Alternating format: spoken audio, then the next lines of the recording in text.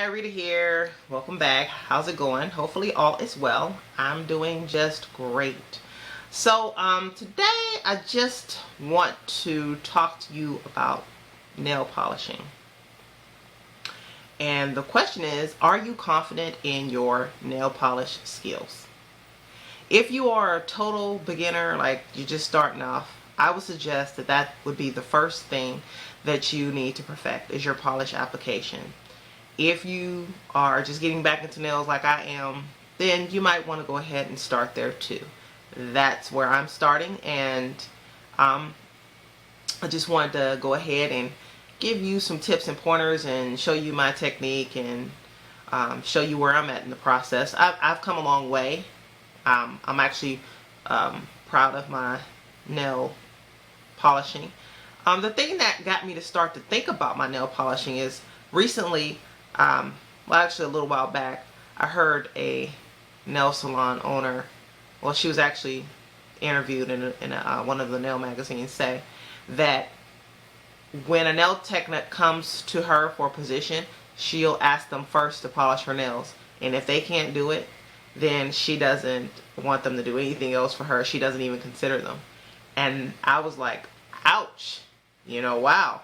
So that got me to thinking about my nail polishing application, and I realized I did okay, but I know how to do polish nails like perfect. You know, I was just thinking, okay, well, it really doesn't matter because I'll just do nail art or whatever on top of it. But you really do need to know how to polish nails perfectly. I mean, there are people out there who don't do nail art that just still use regular polish, like just regular plain manicures with regular polish, not gel polish, just regular polish. So you want to be able to service those clients as well. I know I do. So I started working on that. And so yeah, because one thing about it is, if you don't know how to polish with regular polish, from my experience, gel polish is just going to be a lot harder. So once you know how to do the regular nail polish, then you'll be able to pick up on gel polishing kind of quickly. At least I did. I think that's the best way to go. So yeah, without further ado, I'm going to go ahead and show you my polish application and some things I picked up, some things I learned on my own, and yeah, so you basically adapt what you want, take what you want from it, and develop your own polishing technique so that, you know, if you are asked down the line, do you know how to polish perfectly, you can say, yes, I can, and then be able to show them. So if you haven't seen my video on how to get your polish back to life, go ahead and check it out. It'll show you how to, you know, get your polish fluid so that it's ready to be used if you're not using a new polish. But honestly, even sometimes when you buy polish that is new, you know, it's been sitting on the shelf maybe for a while and it doesn't have that fluidness to it, then you know, you'll have to go ahead and, you know, make it fluid by adding, you know, your polish thinner drops. So I don't know if you can see this, but there's dent. See that dent in this finger right here? I had nails on a couple months ago, and I got too carried away with my e-file drill, and it caused those dents in my nails. So they've grown out. I had quite a few of them, and yeah, big no-no, but I'm glad I was able to do it on myself rather than on a client. That's what we're supposed to do. We're supposed to be our first client and then do all the mistakes that we can on ourselves so we'll know what not to do on our clients. But yeah, base coat is great. You'll have clients that come in with nail ridges, deep lines in their nails, and they will need a base coat, a different kind of base coat called ridge filler that will smooth it out so that they, you know, that you can polish on a nice surface on them. Alright, so I have my base coat on, and I'm going to go ahead and get ready to apply my beach blue polish that I did prep already. Alright, so When you're putting on the base coat though, you want to make sure that you're doing it nice and even, that you're doing a good job of it, because if you don't, it's going to show up underneath your polish. So you want to polish your base coat as neat and nicely as you would your first coat. I mean your polish. Alright, so you see my polish here, and I want to just show you, when you pick up your polish and you swipe it off the side of the bottle, one side of the bottle, you're going to go ahead and you're going to have this right here. You see that bead right there? That's called, see that bulb? It's called a bead. You want to try to pick that up every time you pick up your polish, because it's going to give you a pretty nice amount of polish to be able to cover pretty much the whole nail. Now when you're in school, they'll probably more than likely teach you the 3-stroke method of polishing, which is one down the middle, and then one on the side, and then one down the other side. And this is a pretty good technique to start off with, until you get your own. But you don't get so caught up with that, because I mean, yes, it's good, but my nail beds are big. Okay, and so I need more than just a lot of times 3 strokes. 3 strokes is just a starting point, you know. But you know, you're going to have to dip back into the bottle and get that coverage. Now, also I want to let you know too that the weather will affect how easy your polish is going to glide too. You know, it's going to affect it. And then there are certain polishes like white, your neons, your lighter polishes, oranges and stuff like that. They're just going to be sometimes a little trickier to work with, because I don't know why, but it's just the pigment in them. So you're going to go ahead and do your 3. Don't be afraid to turn the nail to the side to get in the corners. If you get a little bit on the side, don't worry about it. Because, you know, you're going to get some.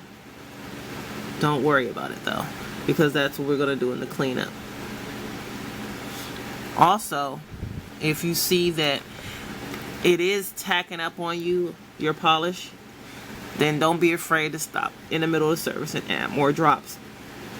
You know, and while you're polishing, you want to make sure that you're holding the polish brush in a comfortable grip. For me, it's closer to the tip. That's comfortable for me, holding almost all the way to the end of the tip. You'll discover your own way of what's comfortable for you. The thumb, see, you're automatically going to need more for your thumb. Now, some people, well, if you're working on a client or you yourself have long nails, then you know you might want to go ahead and swipe the end of the tip of your nails so that you can give it a little extra protection for your nail. That's fine. Also, when you're polishing, you're just gliding. You're not digging into your nail bed with the polish. You're just basically gliding the polish on, like, on top of your polish. And don't overwork it, because if you overwork the polish, like put too many brush strokes, as you can see I did, it's going to dig into your second layer of polish, which is what you don't want. You know, you don't want that. But as I said, this polish is clumping up on me. It's a lighter blue, and it's not uncommon for me to have to put, like, stop and put drops in this like 2 times. It just depends on the polish. Now people say, well, it's cheap polish. Yeah, it was $1. It was $2, but it doesn't matter though. I've found that it does not matter. It depends on the pigments, the color of that polish, how it will how it will turn out. I'm gonna leave this dent here in my nail, maybe not in my thumb, maybe not, maybe that I won't. No, I'm not gonna do that. I'm gonna go ahead and smooth it out. Let's see, I had to go ahead and put more drops in this blue polish because it's just, it is what it is. All right, so by the time you do all 10 of the nails and you're ready to do your second coat, you'll be able to, you want to do thin even strokes when you're polishing. That way the polish won't take forever to dry. So yeah, and when you are doing your first coat, you're not trying to be perfect. All you're trying to do is cover the nail. Just put the first coverage on. You're gonna go and put that on. When you do your second coat is where you're gonna go ahead and just basically, now you're just filling in what you did, because your first coat gave you the pretty much like an outline, and now you're just following along what you did with the first coat. Okay.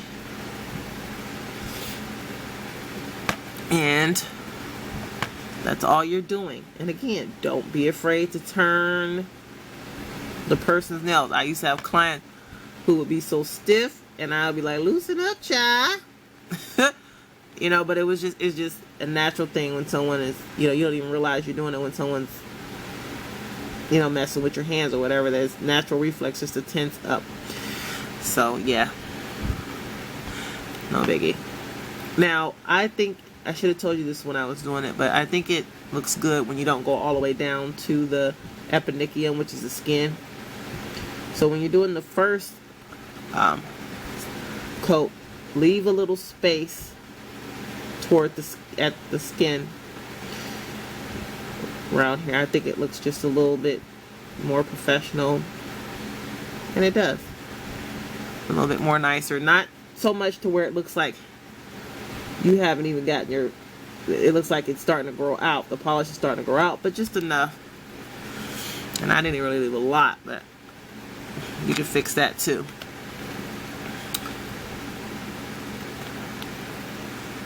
And as with anything, this is going to come with practice.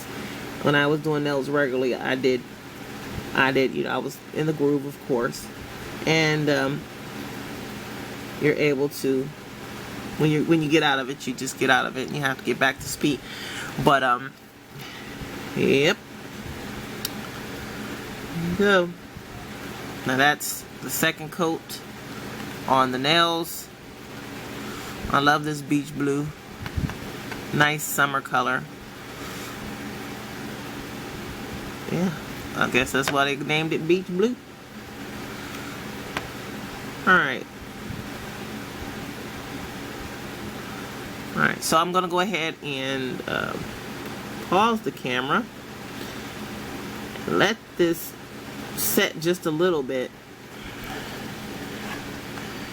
And come back and we'll do the cleanup, and then we'll go from there. Okay, so I always do my cleanup before I put on my top coat. It's just something that I prefer to do rather than put on a top coat, but you might want to go ahead and put your top coat on first and then do your cleanup. Of course, this is just acetone, and this brush here is just the angled makeup brush. I found it at Save-A-Lot grocery store by Elf. Yeah.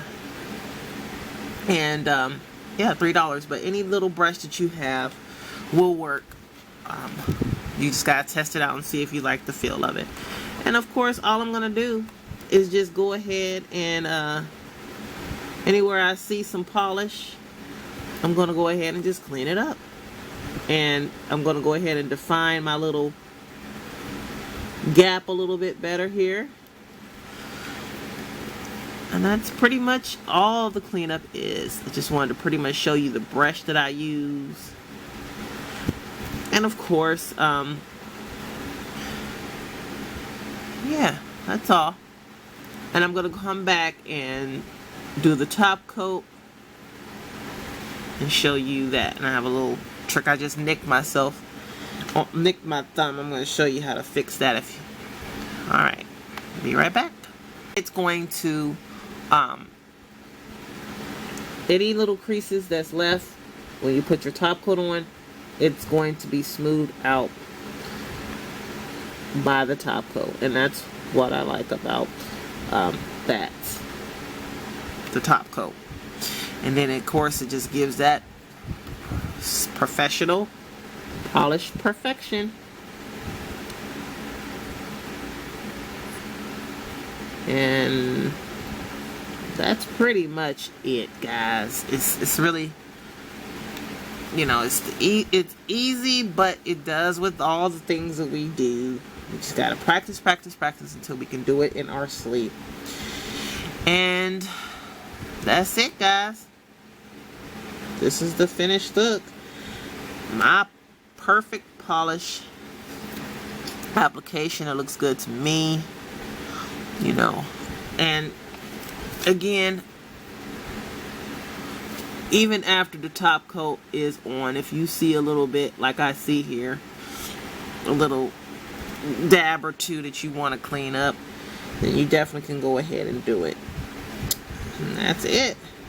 So until next time, guys, take care.